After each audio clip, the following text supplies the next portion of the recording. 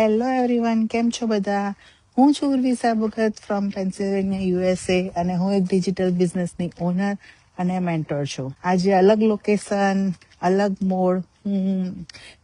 પહેલા તો આજે હું થોડીક 1 કલાક વહેલી આવી છું, એ માટે રિયલી સોરી. પણ મને એવું હતું કે રોજે રોજ હું એક જ ઓફિસમાં બેસીને એક જ ચેર પર બેસીને હું મારા બિઝનેસ સેટ કર્યા કરું, એના કરતાં મેં આટલો સરસ મોમેન્ટ વીકડેમાં એન્જોય કરી રહી છું, સરસ વેધર એન્જોય કરી રહી છું. તો હું કેમ આજે તમને લોકોને લાઈક આઉટસાઇડના વેધરમાં હું તમને મારા બિઝનેસ ઇન્ફોર્મેશન કેમ ના આપું, રાઈટ?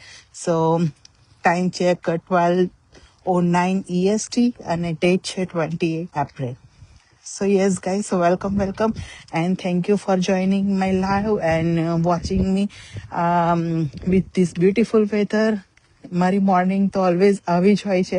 લાઈક મને બપોરે આફ્ટરનૂનમાં વોક કરવાનો ટાઈમ મળે છે, બિકોઝ હું બહુ લેટ ઉઠું છું અને મેં લેટ જ મારી મોર્નિંગ સ્ટાર્ટ કરું છું, રાઈટ. સો અને સોરી, આઉટસાઇડ વેધરના લીધે પેલું પવનનો અવાજ તમને કદાચ ડિસ્ટર્બ કરે, પણ bear with me today, because I really want કે મેં એન્જોય કરું છું તો એ મોમેન્ટ મેં શેર કરું. તો આજે હું ઝોનમાંથી બહાર નથી નીકળતા ત્યાં સુધીમાં આપનું કશું ને દરેક વસ્તુને કમ્ફર્ટ ઝોનમાંથી બહાર નીકળીને થિંક કરીએ ત્યારે પર કોઈ ઝાડને તમે લોકો અંદર સુધી રોપો જ નહીં ત્યારે ઝાડ ક્યારેય ઉગવાનું નથી. એવું જ સેમ કિડ્સ છે, તે ફોર એક્ઝામ્પલ ક્યારેય ફર્સ્ટ ટાઈમ જ્યારે ચાલવાનું શીખશે ત્યારે એ લોકો પડે નહીં, ફરી ઊભા નહીં થાય ત્યાં સુધી એ લોકો ચાલવાનું શીખવાના જ નથી, રાઈટ?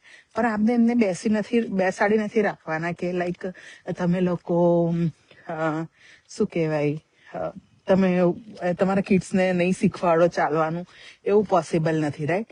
આપણે એમને ચાલતા દોડતા ટેબલ જ ફીલ થાય આપણને એક કહેવાય ને કે ઇનવિઝિબલ જેલ જેવું હોય આપને, કે આપણે આટલામાં જ રહેવા માંગીએ, આપણે આટલામાં જ આપની લાઈફ અને હું અહીંયા જ રહેવા માંગુ છું, રાઈટ? સો એ બધી વસ્તુનો ચેન્જ સમટાઈમ, રાઈટ?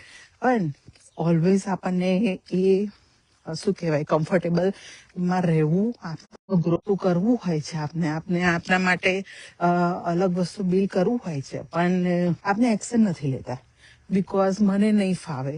સેમ એવું તમે આ બિઝનેસ પોઈન્ટ ઓફ વ્યૂ વિચારો તો કહેવાય ને કે કોઈને કેમેરા ફિયર છે. મને પહેલા આવું ચાલતા નેવર, હું કોઈ દિવસ આવો ફોટો વિડીયો તો મારા માટે બહુ આઉટ ઓફ સિલેબસની વસ્તુ હતી. પણ ગેસ વોટ, આજે હું નીકળી અને આજે મને ફીલ થયું કે હું કંઈક કરું અને હું ચેન્જ કરું.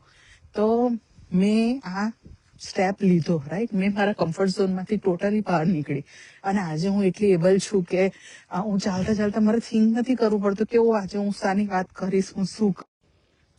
આઈ નો ગાઈસ, થોડાક નેટવર્ક ડિસ્ટર્બન્સના લીધે હું થોડુંક મારું લાઈવ બંધ થઈ ગયું હતું, પણ આ બી એક જર્ની છે, રાઈટ? આનાથી બી આપણે શીખવાનું.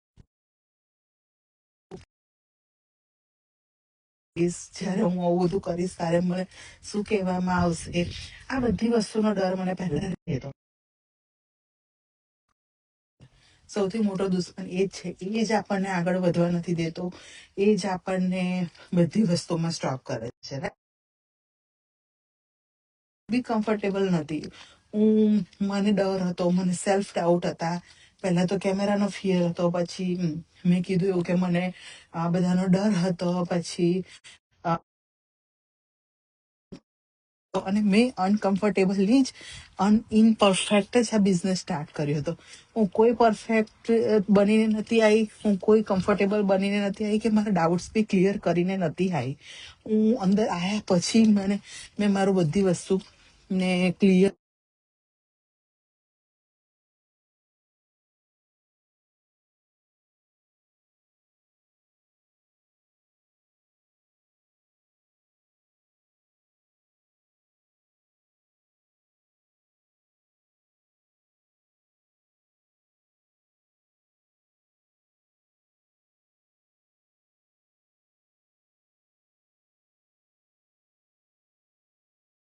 કરીએ છીએ. જ્યારે આપણે આપનું જે જેલ છે આપણા માઇન્ડની એ છોડીએ છીએ ત્યારે આપણને શું વસ્તુ મળે છે. તો ત્યારથી જ આપનો ગ્રોથ ચાલુ થાય છે, ત્યારથી જ આપણે નવું નવું શીખવાનું, આપણે એક સ્પેસ છોડીએ છીએ આપના માટે કે ઓકે હવે હું અહીંયા આગળ જઈ શકું છું અને હું આ વસ્તુ શીખી શકું છું, રાઈટ. સો આ બધી વસ્તુ કેવી રીતે પોસિબલ થાય છે? જ્યારે આપણે આપણું કમ્ફર્ટ ઝોનમાંથી નીકળીને બહાર નીકળીએ છીએ, રાઈટ. અને કોન્ફિડન્સ આવે છે ગાઈઝ. જ્યારે મેં એક હતી કે મેં એવું હતું કે મને કશું વાગે, કશું દુખે ને તો બી હું કોઈ સુધી કહી નથી શકતી. જ્યાં સુધી બહુ ડૉક્ટર પાસે જવાની વાત ના આવી જાય ત્યાં સુધી હું કોઈ દિવસ શેર નથી કરતી. પણ આજે હું નાનામાં નાની મેં મારી મોર્નિંગ કેવી રીતે સ્ટાર્ટ કરું છું થી લઈને દરેક વસ્તુ હું શેર કરી રહી છું. તો એ કોના પ્રતાપે? હું કંઈક અલગ શીખીને તો નથી આવી, બસ ખાલી આ જ ચેન્જ કર્યું હતું કે મેં મારા બિઝનેસ સ્ટાર્ટઅપ કરવામાં થોડુંક મારું હું આ બધી વસ્તુ ત્યારે મારા માટે ઓપોર્ચ્યુનિટીઝ ઘણી બધી ઓપન થઈ ગઈ. એવું નહોતું કે એક જ વસ્તુ માટે હું અવેલેબલ હતી. ઘણા બધા સ્કોપ ખુલી ગયા, ઘણા બધા ગ્રોથ થવા માટેના રસ્તા થઈ. હું શું હતી, હું કેવી હતી, અને આજે હું જે વ્યક્તિ બે માણસની સામે નથી બોલી શકતી એ આજે 10-15 લોકોની ઇન્ક્વાયરીને હેન્ડલ કરે છે, 10-15 લોકોને આ બિઝનેસના મોડલ વિશે સમજાવે છે, 10 લોકોને મારી લાઈફમાં બિઝનેસે શું ચેન્જ લાયા હતી એ બધું એક્સપ્લેન કરે છે, રાઈટ. સો એ બધી વસ્તુ કેવી રીતે આવી? મને કોઈ એવું ટ્રેનિંગમાં નહોતું શીખવાડવામાં આવ્યું કે ઓકે તું આવી રીતે બોલજે. પણ એ કોન્ફિડન્સ આ બિઝનેસમાં આવ્યા પછી, લોટ્સ ઓફ પાર્ટનર્સના ગ્રોથ જોયા પછી, 100% ટ્રેનિંગ સાઇટ તો અમારા માટે ભગવદ્ ગીતાની જેમ કામ કરે જ છે. પણ કહેવાય ને કે અમુક ઇનપુટ આપને આપના ઇનબિલ્ટ જ આપવા પડે. એ જ વસ્તુ મેં આપી હતી. અને ગાઈસ ત્યારે જ આપને લાઈક ચેન્જ ફીલ કરી આવડશે કે નહીં, મને ફાવશે કે નહીં, હું કરી શકીશ કે જોબ કરું છું તો હું ટાઈમ કેવી રીતે મેનેજ કરીશ, આ બધા ક્વેશ્ચન્સ આવશે. સાથે આપણને જે વસ્તુ મળે છે ને એ જ ચેન્જ છે, એ જ અમેઝિંગ વસ્તુ છે કે, અને હું તો એ મેજિક કહું છું. બિકોઝ મને જે કોન્ફિડન્સ આપ્યો, મને જે ફાઇનાન્શિયલ ફ્રીડમ આપી, એ કદાચ મને મારા જોબમાંથી બી નથી મળતી. હું જોબમાંથી જેટલું અર્ન નથી કરતી, જે વીકલી અર્ન કરતી હતી એ હું એક જ દિવસમાં અર્ન કરું છું ગાઈસ. સો આ ચેન્જ, આ ફાઇનાન્શિયલ ફ્રીડમ મને આ મારા બિઝનેસે આપી છે કે જો હું બપોરના 12 વાગે વોક કરી શકું છું, રાઈટ. આ બધાની જેમ 9 to 5 માં સ્ટક રહેવાની ને બધી કરવાની જરૂર નથી વાત કરી હતી. આ બધી વસ્તુ આમાં પોસિબલ.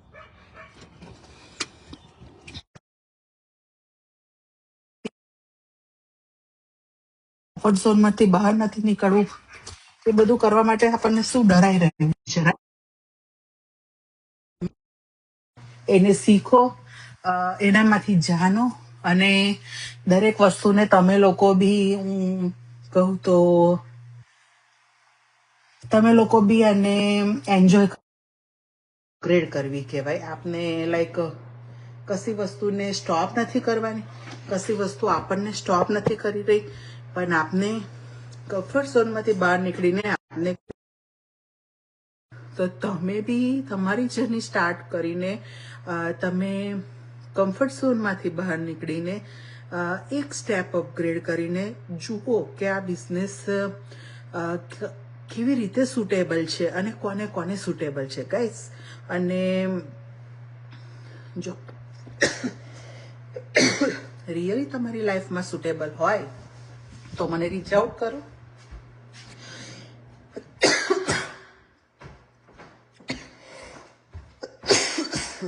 હું તમને ગાઈડ કરીશ અને હું તમને દરેક સ્ટેપમાં હેલ્પફુલ થઈશ. Okay, so see you tomorrow, by.